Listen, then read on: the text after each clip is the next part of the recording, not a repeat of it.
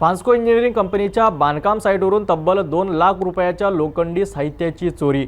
बेलत्रोडी police ठाण्याच्या हद्दीतील ही धक्कादायक घटना समोर आली आहे। हे प्रकरण सध्या तपासाच्या फेऱ्यात असून अज्ञात चोरट्याविरुद्ध गुन्हा दाखल करण्यात आला आहे। नागपूरच्या वाढत्या बांधकाम प्रकल्पामध्ये सुरक्षतेचा प्रश्न पुन्हा एकदा ऐरणीवर आला आहे। काय आहे नेमकी घटना या संदर्भात वरिष्ठ पोलीस निरीक्षक मुकुंद कवाडे यांनी माहिती दिली आहे। पोलीस स्टेशन बेलतरोडी या ठिकाणी दिनांक 27/5/2025 रोजी अपक्रमांक 325 कलम 308 अप्रमाणे दाखल करण्यात आला। यामध्ये फिर्यादी ताहिर सदबुद्दीन खिलजी वय 54 वर्ष यांनी फिर्याद दिल्यावरून पोलीस स्टेशनला तात्काळ गुन्हा नोंद करण्यात आला। गुन्हा नोंद केल्यानंतर त्याचा तपास सुरू होता।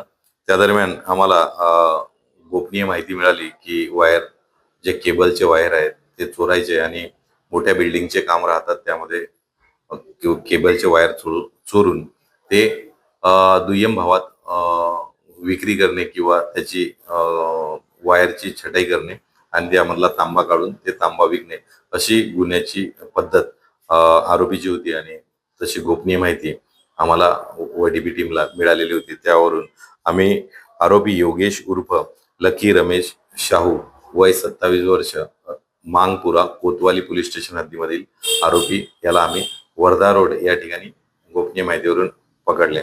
त्याकडून आम्ही माल रिकव्हर केलेला आहे आणि त्याचबरोबर आमचे 2 गुन्हे केबल चोरीचे उघडकीस आलेले आहेत।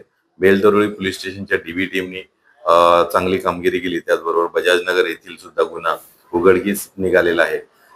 2 दिवसाच्या पूर्वी सदरचा आरोपी हा जेलमध्ये दाखलच होता अशी आम्हाला माहिती नंतर मिळाली। आम्हाला त्याला अटक केल्यानंतर तो धंतोली त्याचबरोबर अजनी आणि लकडगंज अशा वायरच्या गुन्ह्यामध्ये जेलमध्ये यापूर्वी गेलेला होता।